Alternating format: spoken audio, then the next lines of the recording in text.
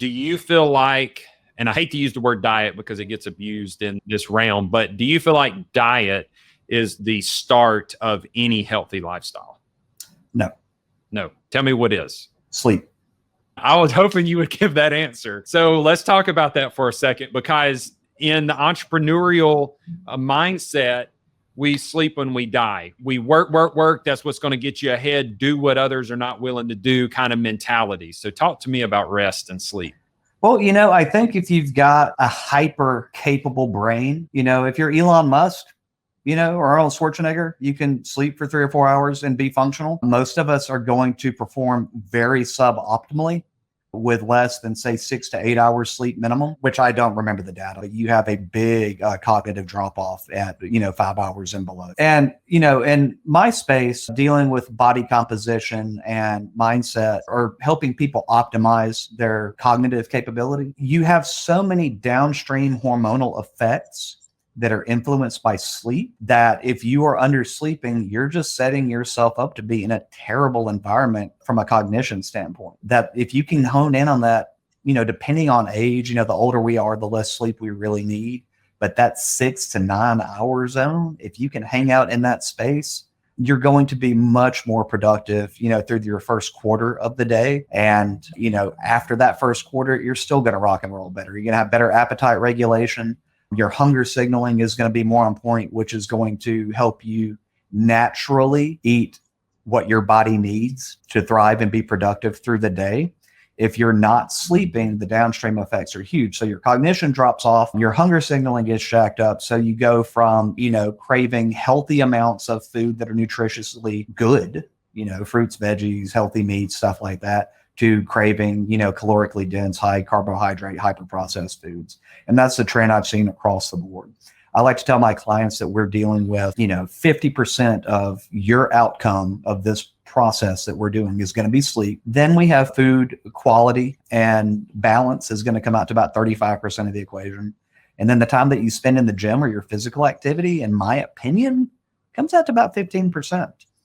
Now that 15% can have a huge impact, but then again, what is that 50 and that 35? Yeah. So that reminds me of what you had already mentioned was the 80-20 rule, and the fact that 20%, if you're efficient in that, so your sleep, I know with business, I'm looking at, okay, what affects 80%? What is that 20% that's going to affect the other 80%? So with my cleaning business, me going out into the field and cleaning carpet is not the 20%. Me making sure my leadership is there and making sure our key performance indicators and our processes and procedures, that's the 20% that affects that 80%, which is the field work. It's so easy to get caught up into the 80%.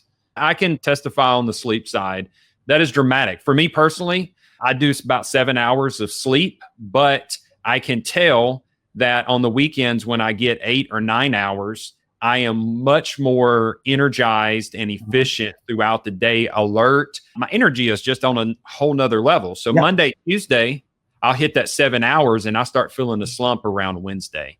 And then I end up trying to go to bed an hour or two earlier on Wednesday night just to kind of do that catch up. In the interest of time, I'm asking this question. This is something we can cover later as well. But would you like to take a couple of minutes to discuss maybe sleep hygiene or things that we could do to maximize the quality of that? Definitely. I think it's important. So for me, I am going to pull away from business typically by 8 o'clock at night. My family matters. My fiance matters. My time to myself matters. So I give myself space away from work. So I'll pull away from that around 8 o'clock. I'll start pulling away from screens a little bit after that. I switch with my Apple devices. I switch everything to night mode, which does help you wind down a bit. I'm a big proponent of not watching TV in the bedroom. I think the bedroom's for two things and watching TV isn't one of them. And, beyond that, a lot of people think, well, if I eat, say, after 6 o'clock, I'm going to get fat. Not necessarily. I like to go to bed with something on my stomach so that I'm not laying there or waking up with a grumbling stomach in the night. Your temperature in the house, there's a number of articles on this. I personally leave the house between 64 and 66 degrees at night, much warmer than that. And you're going to start negatively affecting your ability to slip into that deep sleep and then your REM sleep. So when you're dreaming in that REM sleep, that's really, for whatever reason, the period of sleep that does the most for recovery. So, your temperature of your house, your environment, and just setting up your bedroom to be a soothing place. And having a time, a hard shut off of, I've got to go to bed. For some people, that's 11 o'clock, depending on the time of the year. For some people, that's 8:30. But just, taking a little bit of time to pay attention to when you naturally want to wake up, and then backtracking from that to find your natural bedtime, based on your circadian rhythm on the time of the year, seems to have really, really big results for my clientele.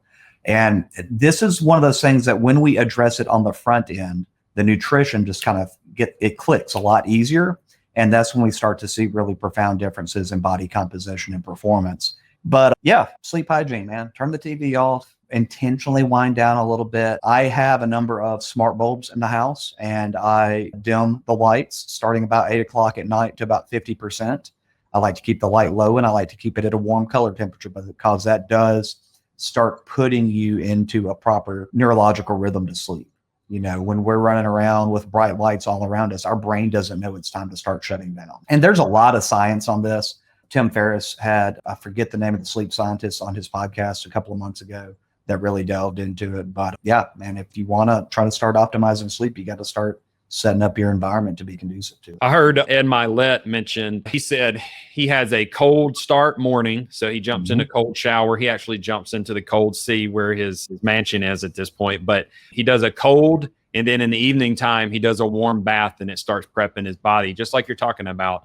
And it's crazy. The more I get around and listen to individuals that are progressing and growing in life, they have these routines set up that move their body into the place that it needs to be, that moves their mind into the place that it needs to be. So it is as efficient as possible. I think you have set some folks free about sleep and rest, because the majority of the world preach you're getting too much sleep, and that's why you're not getting where you want to go. But your story is right the opposite, dude. If you're not getting enough, then you're just not going to be as effective mentally to be able to produce what you're trying to produce. But, it's to work smarter or work harder. Yeah, exactly. And if you can set yourself up to work smarter every single day, your bandwidth to be productive is just going to increase pretty dramatically.